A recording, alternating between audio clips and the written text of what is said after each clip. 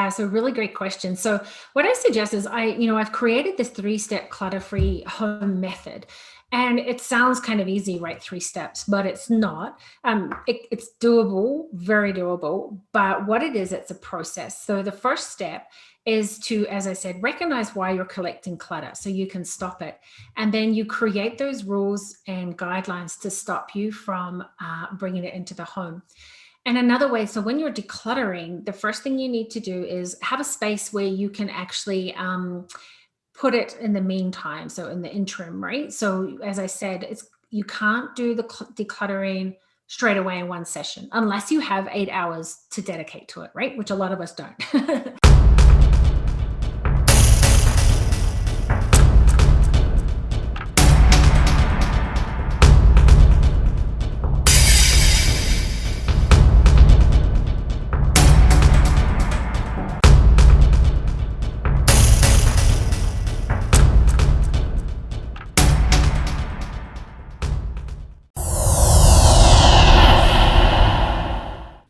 Talking with the experts. Hello. Hello, and welcome to Talking with the Experts. My name is Rose Davidson from rose-davidson.com. And Talking with the Experts is about all things business by business owners for business owners. And you can find it on all good podcasting streaming platforms and on YouTube. And today my guest is Louise Hopkin. And we're going to be discussing how to help business owners declutter. And Louise is a professional home organiser trainer from the Space Reclaimers. And she serves those who are weighted down by a continuous cycle of clutter. She specialises in helping people learn the skill of decluttering and organising and really understand the reason behind the stuff that you are unable to let go of, which means massive shifts in being able to focus, live in the present and be highly creative. Welcome, Louise. How are you? I am great, Rose. Thank you so much for having me here today. I'm really excited to talk about my favorite topic. Terrific. Thank you for joining me.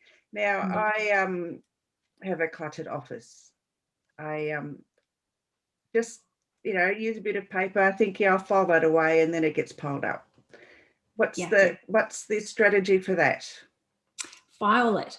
That's all. No, just kidding. Yeah, and that's what a lot of us do. Hey, get off your butt. Yeah. get off your butt. Yes, exactly. But and you're not alone because a lot of us do that. So it's kind of the procrastination part of us, right? So I call that like the 3 Ps. We deal with a lot. So it's the procrastination, the productivity, and the perfectionism that stops us from decluttering.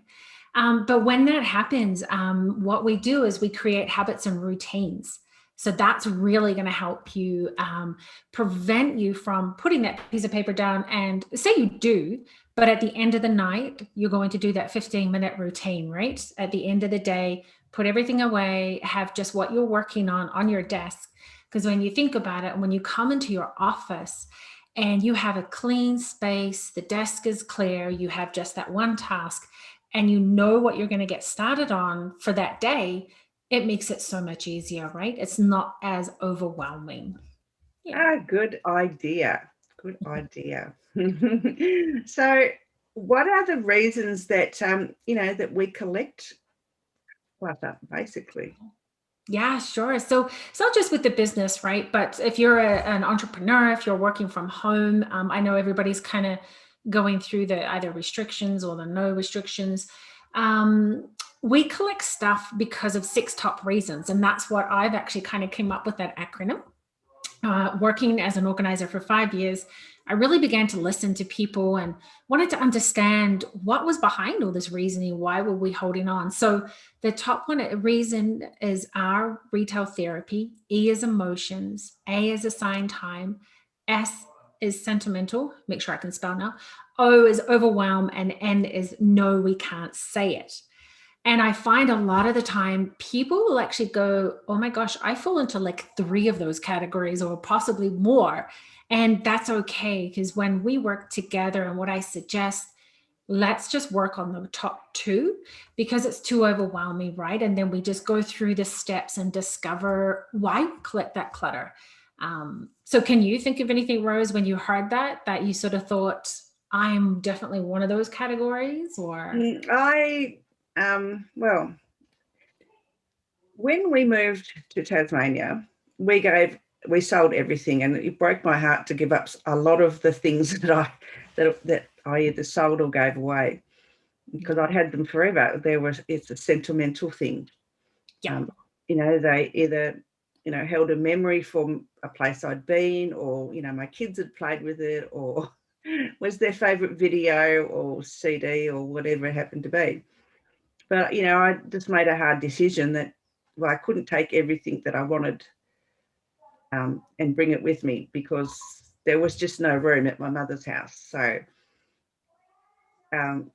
but I'll just find my office is big, because I work at home.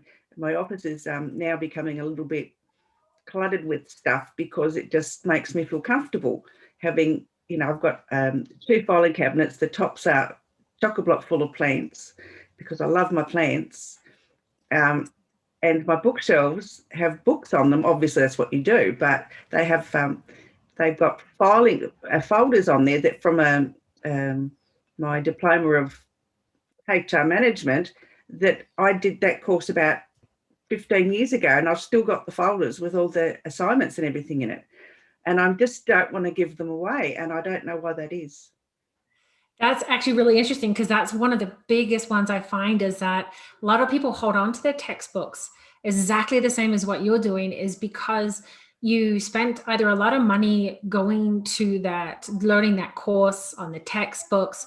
You spent many hours creating that thesis, or what, the study. And also it's kind of a different part of your life, right? So it's like when we were younger, maybe a little bit more free, that so we hold on to those sentiments. So what we need to do is really work through those, because if we start holding on to everything and thinking that our stuff is actually where the emotions are and the memories are, then we're never going to let go of anything, right? So what we right, it could be Does like that the work whole for husbands? yeah, yeah. Let me think about that one. That's a whole different subject. But yeah, so we have to remember that the memories are with us. They're not with the stuff. And it's really, really hard, I know. And I kind of call it like a layers game. So I say, start slowly, start with the simple stuff, and then work up to the next level and then the next level. And it does become easier, but it's a process, right? Like anything, but it does work.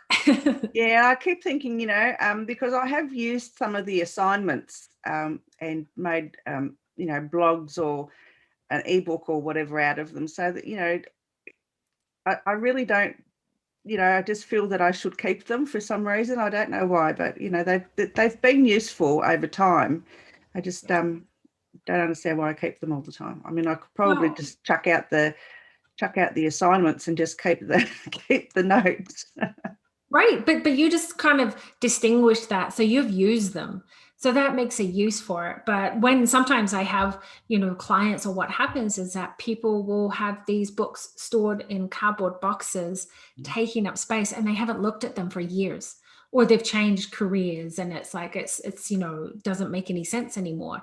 But you've actually used them, so that's a Mm. big difference there, right? If you're using something, then it's useful, and it falls into the category of, it's not really clutter, if you're going to use Yeah, it. my daughter, she's a total book nerd, and she buys a book, reads it, and then just she won't trade it for something else. And she's got shelves and shelves and shelves full of books, and she treats them so well that you wouldn't think they'd even been read.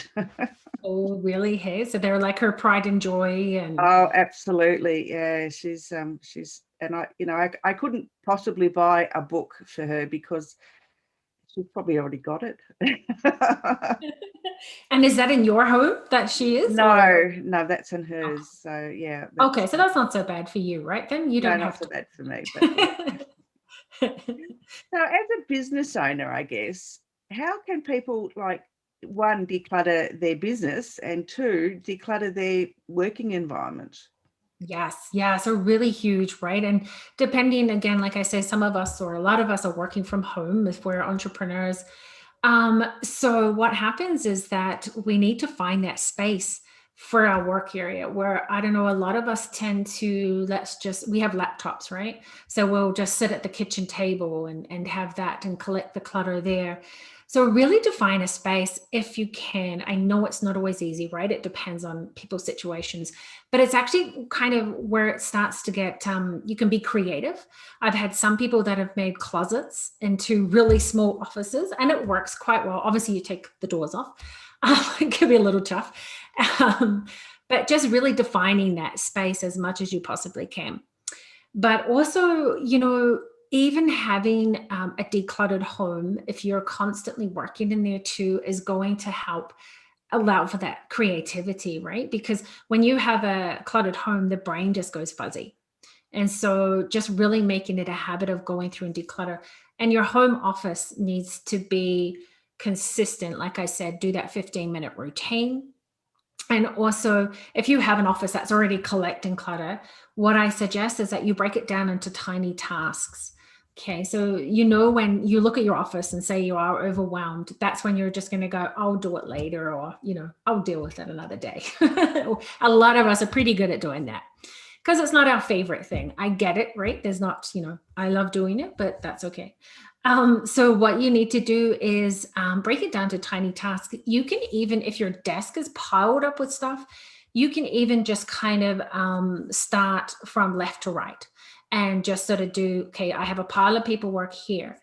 But what you need to understand and remember is that it's kind of going to be what I call the storm before the calm, because you need to have somewhere to sort the stuff into and then work your way through it. And then what I would do is try and go as paperless as possible. That's huge. And it's kind of easier these days too, right? So if you're getting the bills and things like that, try and go as digital as possible, get them emailed to you. But then you have that other trap of getting your digital clutter organized, right? But it's kind of, we're talking about this stuff that's lying around. And so it's easier to try and get that onto digital and then sort from there. And really just make it a goal. Hold yourself accountable, set a date, which is huge, right? Because a lot of people, if they don't set a date, I can see you smiling there, you're like, So if you don't set a date, it's like you can just keep putting it off and putting it off. And another really cool thing I say is say it out loud as well. So tell your friends, put it on social media that you're decluttering or you're organizing your office. And it just helps you kind of stay accountable for that too, right? Good tips, absolutely. Yeah, so what other things can you suggest? I mean, I know, the home, the office, there's so much. I mean, do you decluttering, do you shove it in a box and put it on a shelf, or do you just, get rid of it altogether? Yeah, so really great question. So what I suggest is I've created this 3-step clutter-free home method. And it sounds kind of easy, right? 3 steps, but it's not. It's doable, very doable. But what it is, it's a process. So the first step is to, as I said, recognize why you're collecting clutter so you can stop it. And then you create those rules and guidelines to stop you from bringing it into the home. And another way, so when you're decluttering, the first thing you need to do is have a space where you can actually put it in the meantime. So in the interim, right? So as I said, you can't do the decluttering straight away in one session unless you have 8 hours to dedicate to it, right? Which a lot of us don't. So if you want to do it in small, doable chunks, I call it, clear a space out and say, this is your boxes, and sort into categories. And that's going to be your keep, sell, donate, and toss. When I say sell, I'm always a little weary about that. I want people to really think about that category. Is it really worth your time to sell things? Putting it on Facebook when people don't turn up or they negotiate and you're spending time. So really value your time for that. And also what you can do is you can go to donation. So you've got the room set up, you've got the area, you've got your boxes. And then the other thing I suggest is contacting or discovering or know the donation places where you can take your electronics. I know it's a little different. I'm in Calgary, but we actually have the city of Calgary will do electronics recycling. And then we have the paper recycling, and then we have the textile recycling. So have a plan. That kind of takes a little bit of time, but once you know where you're going to take things, what time they're open, makes it easier, right? So you now have your boxes full of, like, say it's textiles, put it in the car, load it up, and just go. And you know exactly where you're going. And then what you need to do is also, so we're now got that step. So we're now got our categories, go really high level. So I know there's a lot of different kind of ways of organizing there, but I'm about high level to start with, because two reasons: it saves you time, and it also saves when you pick up something, you're like, I just don't know what to do with it. And then the memories, you go down memory lane. And then what happens is 3 hours later, you go, oh my gosh, I haven't got anything done, right? So we're trying to avoid that. So what we do is we do high level. And so you go through really quickly your first instinct, and you're allowed to have a maybe pile. I should say that as well. Sorry. Have your maybe pile. And then what you do is you go back again. So it kind of seems like a little bit of double handling, but the thing is, you're going through it really quick. So go back through it. And then the second time will probably take you a little bit longer because you're dealing with those tougher decisions.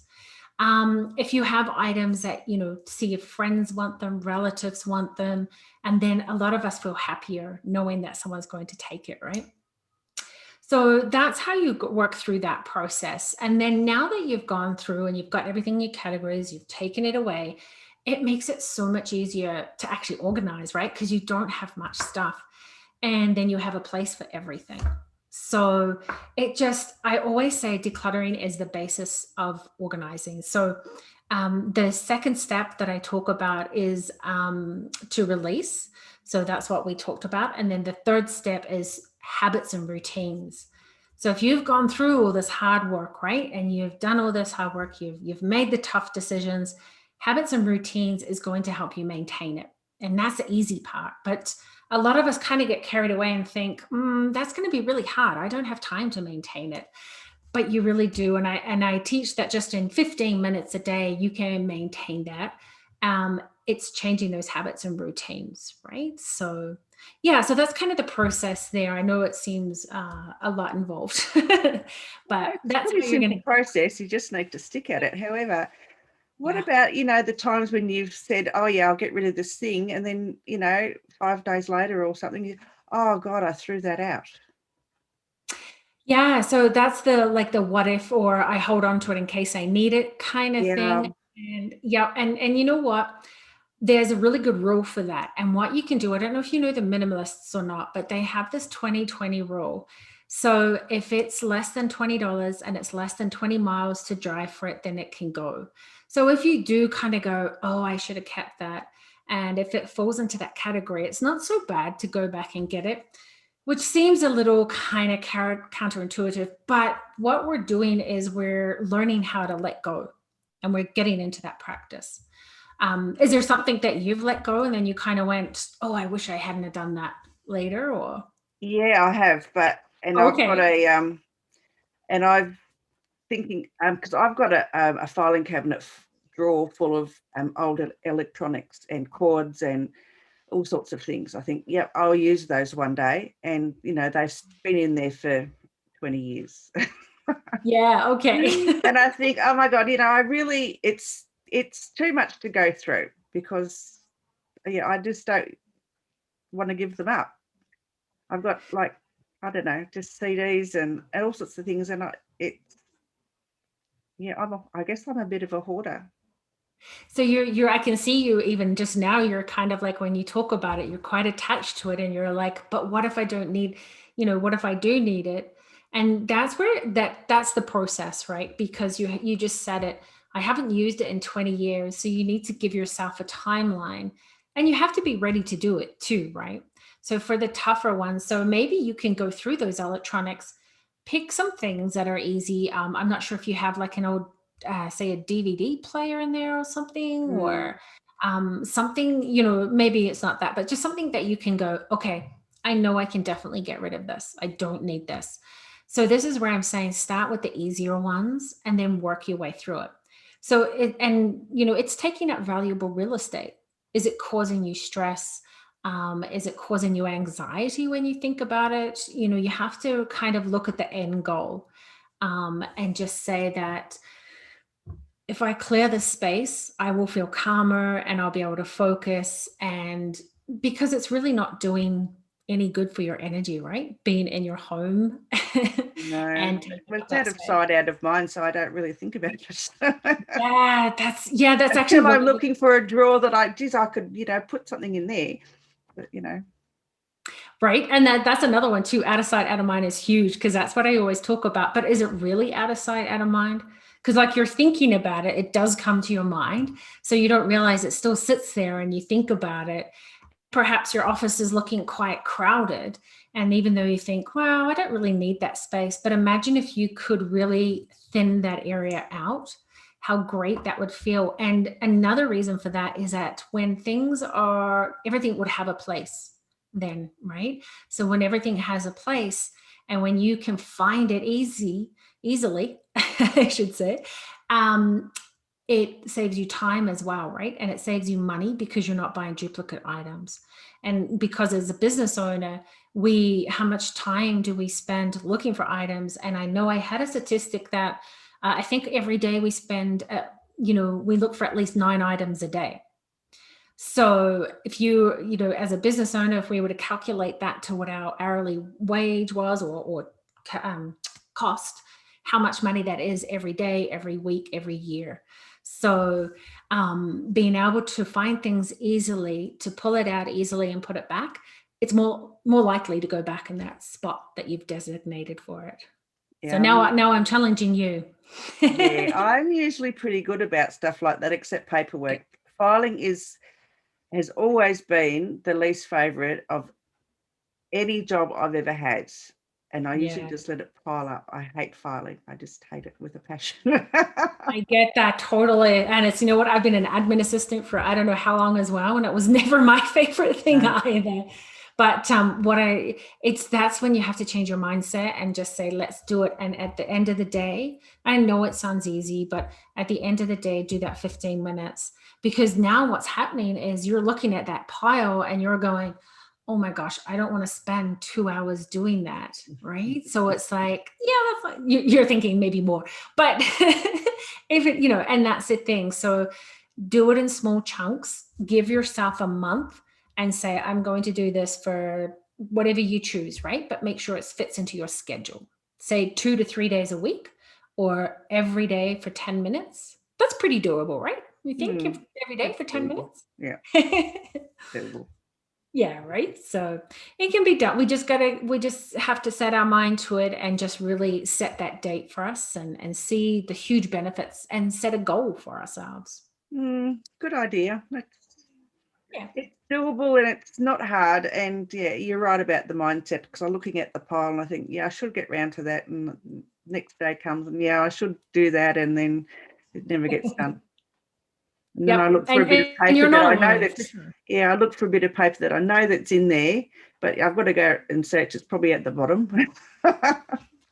Yes, always, right? Or it's way across the room. So, and that's what happens is when I work with people, I find it I had one lady who called me the devil and the angel on her shoulder, which was quite hilarious. And she was like, when she was going shopping or something, it's like she had me on her shoulder saying, now remember, do you need this? Do you love it? And then the angel was there for support, for accountability. So yeah, I thought that was kind of a neat little idea, but Yeah, it's, that's a good idea. yeah, right. I be the devil and the angel. Any final words of advice, Louise? You know what? If you need to, reach out for help. If you just need a friend who would help you, although I would say be wary of that too. Make sure that you would work well together, but reach out for help. Join Facebook groups. I have a Facebook group who loves to organize, and just that support and really setting a goal. And that's what it's about. And just think about it. As I said, if you're looking for 9 items a day, how much time that's taking up for you. And you could be spending that in your business and creating, more abundance and just really um, being more creative and getting more clients. So yeah, and definitely reach out for help and ask. Yeah. And have you written any books on the topic yet? No, I haven't actually. I've done a lot of workshops, so I do have webinars and workshops, that kind of thing. But I haven't written a book yet. I'm Mm. thinking about it. Yeah. What about a podcast or something like that? I do. Yes. Sorry. Thank you. I do have a podcast. So it's Inspiring Calm. And so basically, it's, we talk about tips and discussions and strategies on how to really let go of the clutter. And it'll be all different kind of topics. And I interview amazing ladies as well that will help with an all round, well balanced life as well. Yeah. Perfect. Perfect. And where can people find you, Louise? Yeah, so I have website, thespacereclaimers.ca. I also have, as I said, my Facebook group, Who Loves to Organize, where we do challenges and workshops, and on Instagram at the Space Reclaimers. Perfectly perfect. Wonderful. Thank you Awesome. so much for inspiring me to clean up my basket of paperwork. Excellent. I'm going to be in touch with you in, let's say, 2 weeks and see how you're going with it. That'd be great. All right, Louise, thank you so much for joining me today. It's been an absolute pleasure to speak with you. And it is inspiring. Thank you. Thank you so much for having me, Rose. I really appreciate it.